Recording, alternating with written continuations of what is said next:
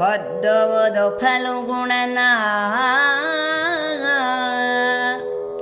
ಪಾದಕ್ಕೆ ಬಿದ್ದು ಯಮನಂದನನ ಮನವನ್ನು ತಿದ್ದುವುದು ಸಹದೇವನ ಕುಲರ ಕೈಯಲ್ಲಿ ಎನಿಸುವುದು ಗೆದ್ದು ಕೊಡುವರು ನಿನ್ನ ಪಾಲಿಸದಿದ್ದರಾದೊಡೆ ದೋಷವರನು ಹೊದ್ದುವುದು ನೀನು ಎನ್ನ ಬರಿದೆ ಕಾಡಬೇಡ ಎಂದ.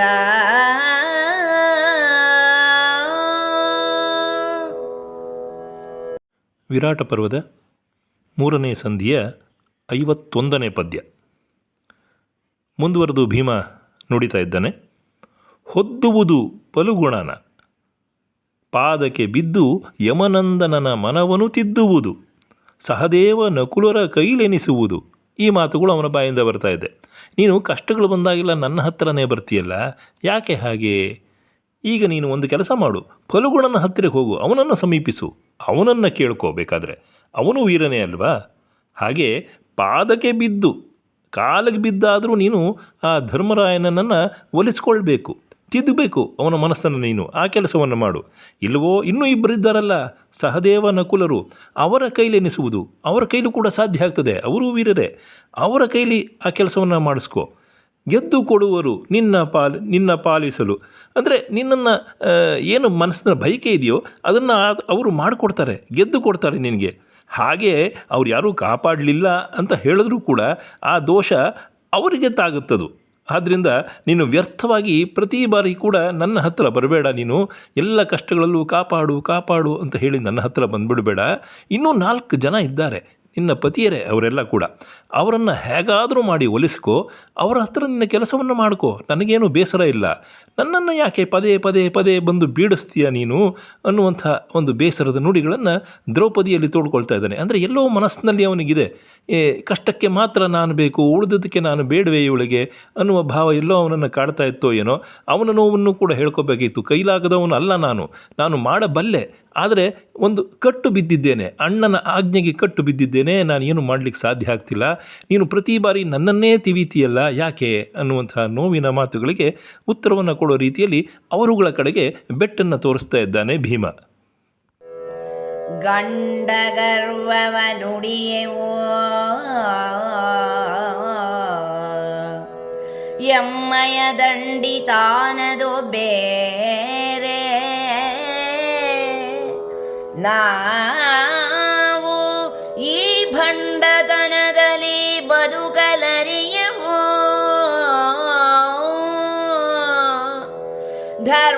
ಧರ್ಮಗಿರ್ಮವನು ಕೊಂಡು ಕೊನರುವವರಲ್ಲ.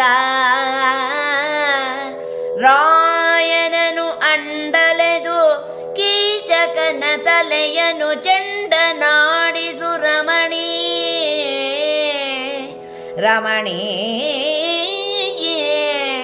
ರಾಯನನು ಅಂಡಲೆದು ಕೀಚಕನ ತಲೆಯನು ಚಂಡನಾಡಿಸು ಮೇಣ್ ಅರ್ಜುನಗೆ ಹೇಳೆಂದ.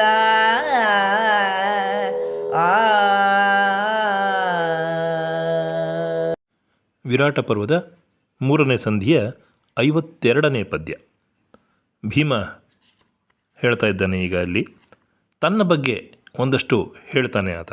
ಗಂಡ ಗರ್ವವ ನುಡಿಯೆವು ಎಮ್ಮಯ ದಂಡಿತ ಅನ್ನೋದು ಅಂತ ಅವನ ಬಗ್ಗೆನೇ ಅವನು ಹೇಳ್ಕೊಳ್ತಿದ್ದಾನೆ. ದ್ರೌಪದಿ ನೋಡು, ನಾನು ನನ್ನ ಬಗ್ಗೆನೇ ಹೇಳ್ಕೊಳ್ತೀನಿ ಅನ್ನೋದು ಜಂಬದ ದೃಷ್ಟಿಯಿಂದ ಅಲ್ಲ, ನನ್ನ ಪೌರುಷವನ್ನು ನಾನೇ ಕೊಚ್ಕೊಳ್ಬೇಕು ಅಂತ ಏನು ಇಲ್ಲ, ಅದಕ್ಕೋಸ್ಕರ ನಾನು ಹೇಳ್ತಾ ಇಲ್ಲ.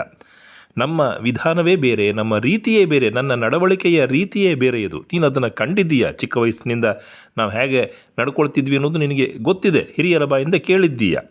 ನಾವು ಭಂಡತನದಲ್ಲಿ ಬದುಕಲರಿಯೆವು ಅಂದರೆ ಎಂತಹ ಭಂಡತನ? ಈ ಧರ್ಮ ಗಿರ್ಮ ಅವುಗಳನ್ನು ಸ್ವೀಕರಿಸಿ ಅದರ ರೀತಿಯಲ್ಲಿ ನಡೀಬೇಕು ಅನ್ನುವಂತಹ ಭಂಡತನ ನಮಗೇನಿಲ್ಲ. ಅಂದರೆ ಒಂದು ರೀತಿಯಲ್ಲಿ ಆಡ್ಕೊಳ್ತಾ ಇದ್ದಾನೆ ಅವನು, ಧರ್ಮರಾಯನ ರೀತಿಯನ್ನು ಆಡ್ಕೊಳ್ತಾ ಇದ್ದಾನೆ. ಅಂಥ ಮನಸ್ಥಿತಿ ನನ್ನದಲ್ಲ. ನೀನೇ ಹೋಗಿ ಆ ಧರ್ಮರಾಯನನ್ನು ಯಾವಾಗಲೂ ಧರ್ಮವನ್ನೇ ಹಿಡಿಯಬೇಕು ಅಂತ ಹೇಳ್ತಾ ಇರ್ತಾನಲ್ಲ ಆ ದೊಡ್ಡ ಅಣ್ಣ, ಅವನ ಮಾತಿನ ಕಟ್ಟಿಗೆ ಸಿಕ್ಕಿ ಬಿದ್ದಿದ್ದೇವೆ ನಾವು ಅಂತ ಕೂಡ ಈಗ ತಾನೇ ಹೇಳಿದ್ನಲ್ಲ, ಆ ಅಣ್ಣನನ್ನೇ ಹಿಡಿ, ಅವನನ್ನೇ ನೀನು ಒಲಿಸಿಕೊಳ್ಳಬೇಕು. ಅವನನ್ನು ನೀನು ಸಮೀಪಿಸಿ ಈಗ ನನ್ನನ್ನು ಹೇಗೆ ಪೀಡಿಸ್ತಾ ಇದೆಯಲ್ಲ, ಭಂಡರೋ ನೀವು ಗಂಡರೋ ಅಂತೆಲ್ಲ ಹೇಳಿ ನನ್ನನ್ನು ಕೆರಳಿಸಬೇಕು ಅನ್ನೋ ಪ್ರಯತ್ನವನ್ನು ನೀನು ಮಾಡ್ತಾ ಇದೆಯಲ್ಲ, ಹೋಗು ಧರ್ಮರಾಯನ ಹತ್ತಿರ, ಪೀಡಿಸು, ಅವನನ್ನೇ ಪೀಡಿಸು, ಒಲಿಸು, ಏನಾದರೂ ಮಾಡು. ನಿನ್ನ ಕೋರಿಕೆಯನ್ನು ಅವನಲ್ಲಿ ಹೇಳ್ಕೊ. ಕೀಚಕನ ಆ ತಲೆಯನ್ನು ಚೆಂಡಾಡಿಸು ನೀನು. ಅವನನ್ನು ಏನು ನೀನು ಮಾಡಬೇಕು ಅಂತ ಇದೆಯೋ ಆ ರೀತಿಯ ಒಂದು ಕ್ರಿಯೆಯನ್ನು ಅವನ ಕೈಲೇ ಮಾಡಿಸು ನೀನು. ಅಥವಾ ಅವನು ಆಗಲಿಲ್ಲ ಅಂದರೆ ಜೊತೆಯಲ್ಲಿ ಫಲ್ಗುಣ ಇದ್ದಾನಲ್ವಾ, ಅರ್ಜುನ ಇದ್ದಾನಲ್ವಾ, ಅರ್ಜುನನಿಗೆ ಹೇಳ್ಕೊ. 3 ಲೋಕದ ಗಂಡ ವೀರ ಅಲ್ವಾ ಅವನಿಗೆ ಹೇಳ್ಕೊ ನೀನು. ಯಾಕೆ ನನ್ನ ಹತ್ತಿರವೇ ಬಂದು ಯಾವಾಗಲೂ ಕೂಡ ಹೇಳ್ಕೊಳ್ತೀಯ?